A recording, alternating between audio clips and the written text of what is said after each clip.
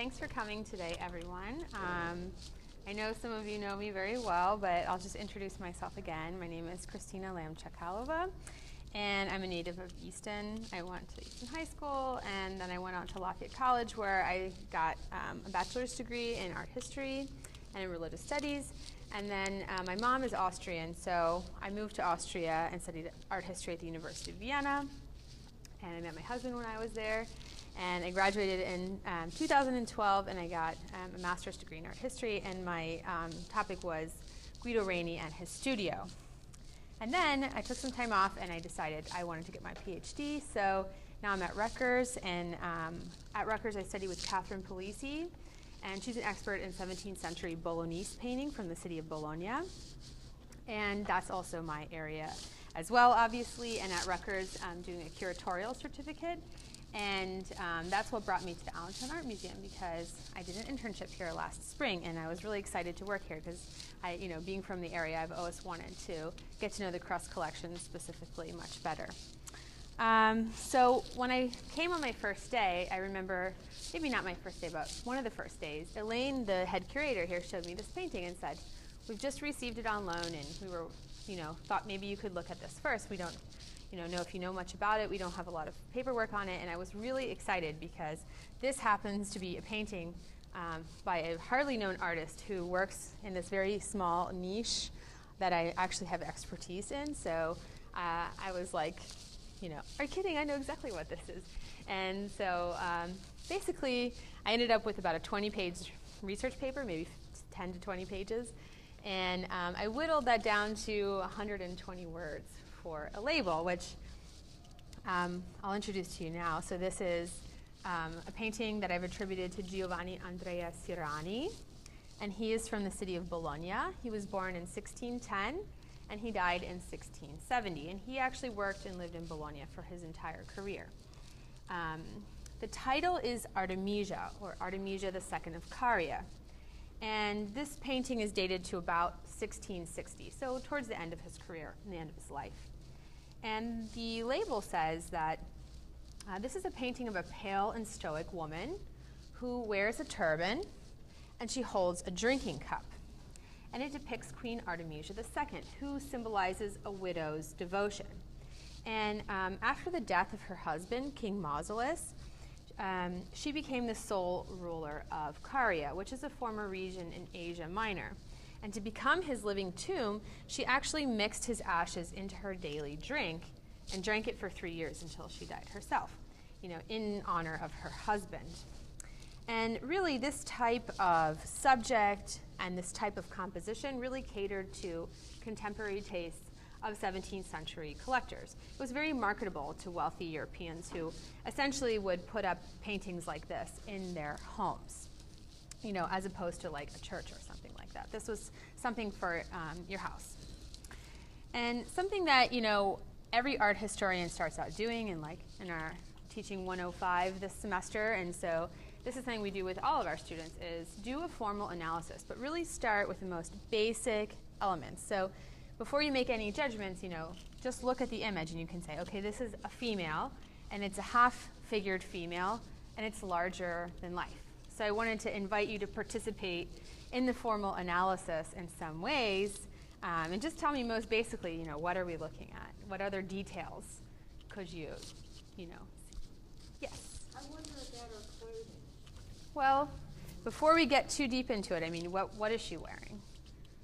A turban, for example. A turban, a shawl? Yes. And something over something? Yes. Some kind of jacket or, or what is she holding in her hands? You Like a said chalice? water, a drinking vessel. Right. I thought maybe it was some sort of a bowl. Yeah, it could be a bowl or something. It looks like, the way that she's holding it, that she might bring it up to her mouth. What about the background? Exactly, your face. There's nothing there. It's dark. It's ambiguous. She's very close to the picture plane. If you come really close, you can see that she's actually wearing earrings, which you can see a little white dot. There's just a slight reflection on this one, and here you can see it more clearly. Let's see, anything else I haven't said? Her head is tilted. These are just really basic formal elements. And then you want to kind of go to the next level and start making some judgments. Like, I would say, well, she's very graceful. You know, she's pale. She's very delicate. She's white, you know, skin, but rosy cheeks. This makes her, you know, quite beautiful. And what about her gaze?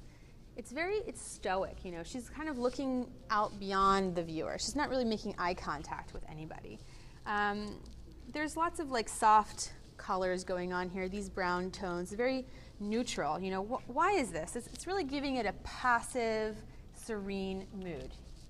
And, you know, these judgments lead me to the subject matter. You know, I think it's Artemisia, which I've identified already in the label, but this was a process of elimination that I got to this subject matter. So what I really started with was half-figured, turbaned females who were pictured, you know, in this type of mode, close to the picture plane, that were popular subjects in the 17th century. So not just paintings of them, but also in literature, in operas, in popular culture, essentially. And with this attribute of the turban and the drinking cup, that led me to three people: Cleopatra, Sophonisba, and Artemisia. And again, the important part is that each of these females would have the attributes of the turban and this type of chalice in paintings of them. And this is, you know, these are subjects from history. These are antique heroines. These are people that actually lived at one point and that educated people would know something about. You know, if they read or if they go to the opera, they've seen a play that features their stories. So I started off with looking at Cleopatra, and I brought a comparison here. Now this is by another Sirani. This is Elisabetta Sirani. If you want, you can just pass it around. I apologize. After I printed all my color pictures, I saw that they were on used paper. So just ignore the backs. But anyway, I used half my cartridge, so I didn't reprint. But anyway, so she's holding a drink cup, but she has another really important element in her hand. I'm not sure if you picked up on it when you looked at it. Some kind of a vessel. Well, she has a vessel and a pearl. Yeah. And that's actually missing from our painting. She's got pearl earrings, but she's not holding a pearl, dropping it into the cup. And so why is Cleopatra doing this? There's a legend that she famously had a bet with Mark Antony that she couldn't possibly have like the most expensive meal in one sitting. And so she was really clever, and she took a pearl and dissolved it into vinegar and drank it and was like, haha, I win, you know. So that's really, you know, the basic legend there. But in a painting like this that has so few historical details, and that's really, you know, without any other information besides those very few attributes, the turban, the pearl, and the drinking cup, you know, I kind of crossed Cleopatra off the list and moved on to the other possibilities. So then I thought about Sophonisba, who's a symbol of uncorrupted virtue. And so here I also have some images that you can look at and pass around. And Sophonisba was a Carthaginian noblewoman, so that would be modern-day Tunisia. And her husband's kingdom was famously defeated by the Romans. I mean, these are all actual historical events that really happened. And what the Romans would famously do is they would take the defeated, especially the women, and parade them in triumphal processions in Rome. And she didn't want this to happen to her. And her husband offered her poison, which she gladly drank. And, you know, she killed herself with great composure in order to spare her kingdom this humiliation. And when I look at contemporary, so what I'm always doing is looking at contemporary images, like from artists in the same area. So all of those examples are Bolognese painters about the same time, and there's one from Lombardy. And what I'm looking for are, you know, stylistic similarities or just like different clues or hints that might draw parallels to our painting. And in the other works of Sophonisba, she's usually shown either being served the drink or, you know, she's already consumed it and there's some gesture that she's dying. And there's also more overt symbols about her royal status, because that's really important to her story. And so when I look at our painting, I feel like, well, there's really a lack of overt references to royalty. She doesn't have a crown, she doesn't have pearls, you know, in her hair. And really this demure inward reflection, you know, she's really more an embodiment of mourning rather than, you know, a gracefully dying maiden.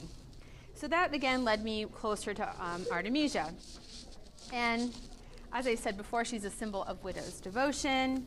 An interesting fact about her husband, King Mausolus, I'm sure you've heard the term mausoleum before. So she built his tomb, which was absolutely splendid, and it was so big. It actually existed. We know about it from literary sources. Of course, it's destroyed, but it was one of the 7 wonders of the ancient world. And she was really famous for her devotion to her husband. And, you know, again, this idea that she became the sole ruler and would drink his ashes every day. I mean, here we have these simple attributes of just the drinking cup and just the turban. And so I felt like it was most likely that that is the person who is being depicted here. And, you know, that's why doing a formal analysis is so important. When you just take those basic clues that the artist is trying to give you with this staring gaze and the calm presence generally. You know, this is somebody in mourning. So let's see here. Okay, and the other important part is that I mentioned before I studied a lot of works by Guido Reni, and this is really not an inventive painting. This is something that is kind of belongs to a type. So Guido Reni painted this type very famously many times over. He has dozens and dozens of works that are this type of half-figured female on a dark background. Sometimes they can be very erotic, and I've brought here some examples to show you. So we have 2 versions of an Artemisia. We have a Cleopatra again, but she's with the asp, so she's dying. And then we also have, I believe, a Mary Magdalene. And I guess the point that I'm trying to make is that that's how I can situate this painting within the school of 17th century Bologna, because it's really, in its composition and its style, in a way, a copy of what Guido Reni was doing.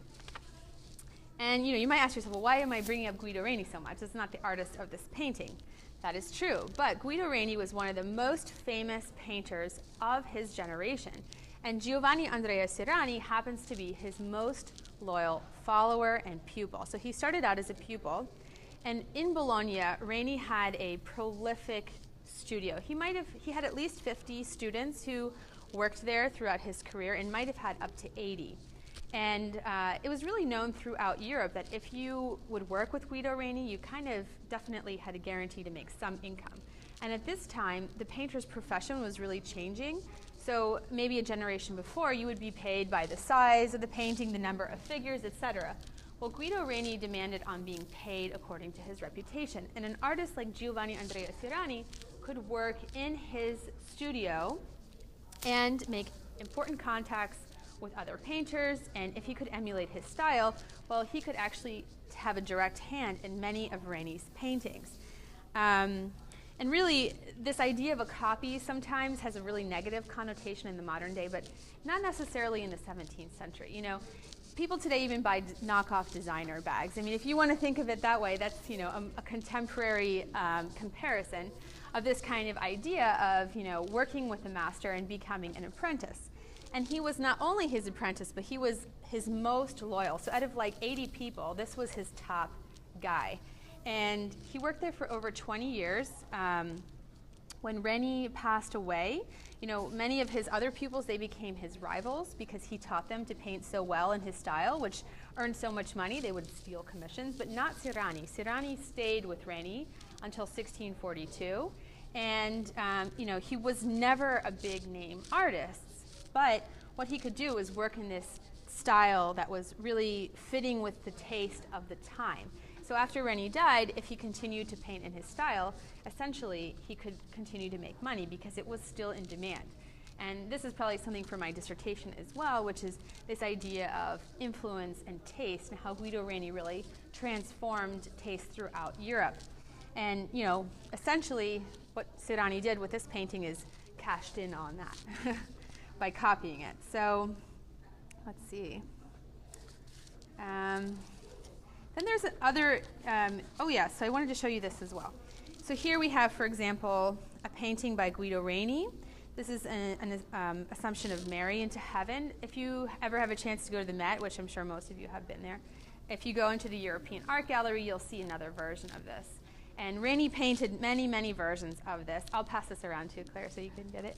And here is a version by Sirani, just to compare composition, style, etc., etc.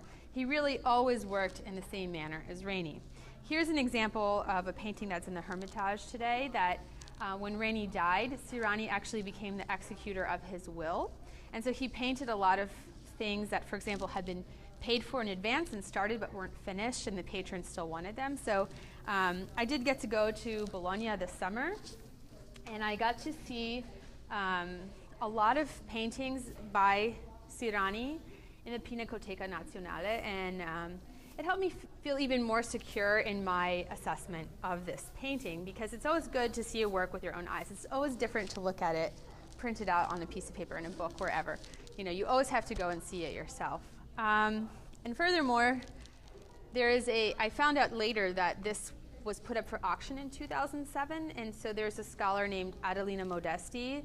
She's also an expert on 17th century Bologna. I believe she works in Australia at a university. I'm not sure which one, but I found out later too that she also attributed this to Sirani and the title Artemisia. So that made me feel even more secure that an established scholar had basically said the same thing I had said. Even though I didn't read a report, I just read that she had said the same thing about the author. It was also brought to my attention that this painting could be by Elisabetta Sirani, and that's his daughter.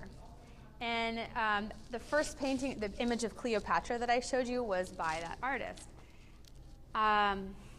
It's really hard sometimes to tell the difference between a master and a pupil. I mean, if you work together, you study together, and you paint in the same style, like, how do you differentiate that? Well, there's other clues that I would look to, especially with Elisabetta Sirani. And one of those is the fact that she was a female painter who got famous in the 17th century. That was extraordinarily rare.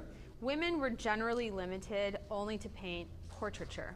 And if they had access to literature, they were educated, they could read, then possibly they could paint history subjects. But it wasn't really considered something that women had knowledge of. And of course, this is a subject from history. And Elisabetta Sirani did paint many subjects from history. In fact, her father inherited everything from Guido Reni, so they had an extensive library of compositional drawings, books, et cetera, that she had access to and that she learned from her father. But in her own lifetime, there is a Bolognese nobleman named Carlo Cesare Malvasia, and he wrote a book on the artist's activity in the 17th century in Bologna, which includes an inventory list of every painting that Elisabetta Sirani ever painted. And of course, one or two might be missing, but she helped him put that list together. And a highly finished painting like this, that's clearly something that was sold and marketed, it doesn't seem likely that she wouldn't include that on her list. And furthermore, she was much more famous for inventing compositions on her own. And I hope I've demonstrated that this is really not an inventive piece. It's really fitting into a type. And it was really out of her comfort zone to paint this. So it's really much more likely that it was her father. And then there's one final clue, which I was lucky enough to look at this painting in person. It was in Bologna this summer, is the turban and this cloth, which you mentioned, that's wrapped around her body. It kind of seems out of place. Why would he necessarily put that on there? Well, this is a painting of a Sibyl by Guido Reni. And of course, that's his teacher, et cetera, and he didn't just copy the composition and the style, but he also picked up on certain details. And essentially, the same cloth that wraps around the Sibyl and is used for her turban is what we see here. And these little, these are just like little links that you have to, pick up on. I know Claire works a lot with textiles, that maybe this was a fabric that he had in the studio. Maybe this is something that he passed on. Maybe he put it on his model. I could never say for sure, but these are all indicators, tools that I would use in order to more securely attribute the work to Sirani and, fit it within this small niche of 17th century Bolognese painting. Now, the perfect way to decide where does this painting come from, and can I definitely say this is from Giovanni Andrea Sirani, that's provenance research. And I know that this painting was bought by the family who currently owns it, that loaned it to the museum in the 1960s from the Kress Gallery, which is was in New York City. It's now defunct. And it was a huge art, like auction house essentially. They bought and sold works.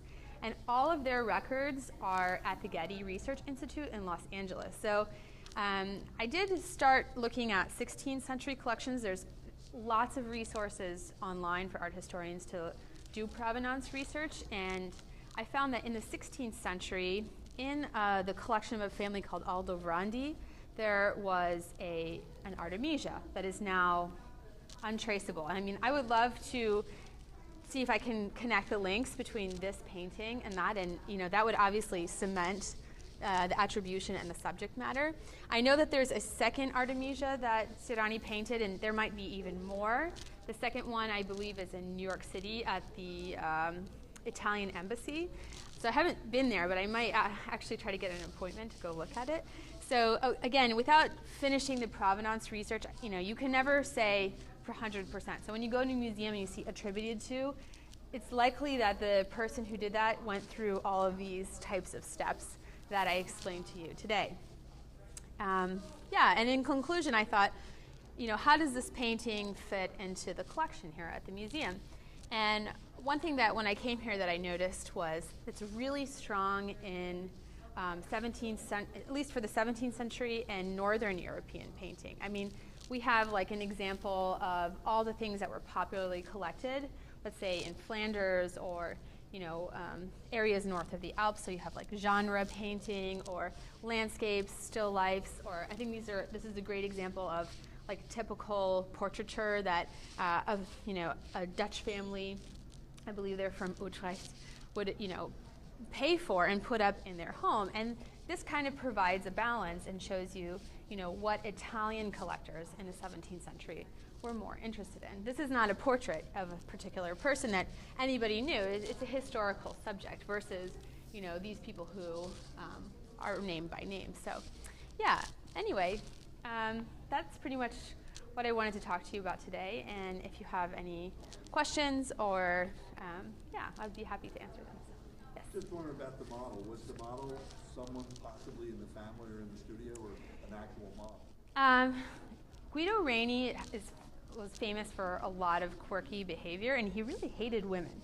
So yeah, like he was never married. Like he loved his mother to death, though, actually, but he didn't. Yeah, exactly. He was never married, nothing like that. So I have, I told you about this guy named Malvasia, and I've extensively, many times read what he wrote about Guido Reni and using models, and he definitely had some models that he used, but they were usually like young women. So I think it's most likely to say that he did study from a model, but he was very meticulous in his process. Like, an artist like Caravaggio, which many people have heard of, is like really famous for like sitting somebody down and just painting you, without a drawing in advance. Guido Reni comes from the Karachi school, which is like very academic. So you start out with a drawing, then you consider how would you transfer it to the painting. So he might have started with a model, but this particular painting, it's also very possible that he had lots of drawings of females and he just kind of used one of those. He didn't go right from life to the painting. I mean, I can't say that for 100%, but knowing Sirani and how he was trained, it would be very unlikely to do that. That was something really that started with Caravaggio and ended with the Caravaggisti, so yeah. Yeah. I have a very minor question. Yeah. Not about the painting. Is the frame original today?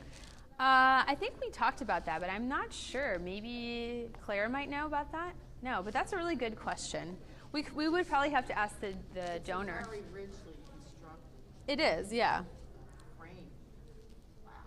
And I think that we talked about the measurements as well, because a lot of times that's also really important, is knowing the exact measurements, because they'll be recorded in like 17th century collections, like something that's this much by this much wide, and that's how we can compare sometimes. So I think that it hasn't been cropped or anything like that, if I recall correctly. But yeah. Oh, I was going to say too about the face. I don't know, for me, those almond eyes, and it's like a really particular, looks very individualistic.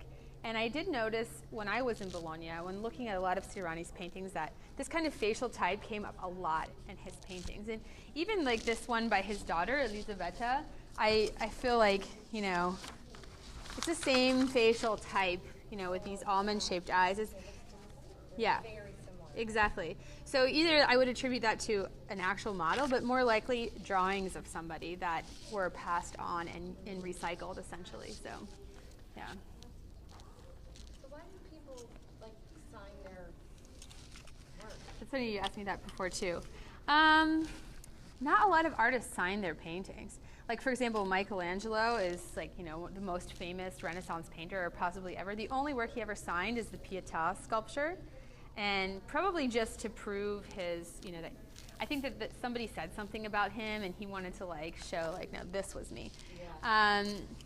You know, it links together with the idea of an artist being an artisan versus an artist being, like, an artistic genius. And that's actually a more modern concept. So that's what you know, with Guido Reni, he was one of the first artists to be paid according to his reputation. Like, really, a lot of people got really angry about it because they had painted something, you know, huge, and they found out he got paid a couple thousand for this little tiny painting just because it was by Reni. And so this idea of, like, an individual artistic genius who would sign the work and mark their name, you know, they were considered artisans. Like, when you have some, like, great carpenter, you know, put up your, I don't know, home library, you know, they don't necessarily carve their name in it because they're just doing you a service. They're providing you with something, you know. And that's kind of the same thing. Like, that came along later, this idea of, you know, actually signing works. There are some artists who did sign their work. So earlier, like, for example, Bellini, a Venetian artist, he did inscribe his names onto a lot of paintings. But a lot of those were, like, religious. So in a way, he was including himself in this, like, image with donors and his own name as a kind of, like, prayer devotion, but maybe not necessarily to, like, highlight himself as the creator. Do you know what I mean? Well, that's kind of sensitive to say that because, in a way, yes, a creator like God who can create, you know, he's given this God-given gift and he's thanking God for his gift, and that's why his name is there, but not to highlight him as, like, a genius or something. You know what I mean? Like, so I would say probably if you look around, most of the paintings are not signed. Yeah, because they were really more like artisans than, you know, individual creators, so to speak. Yeah.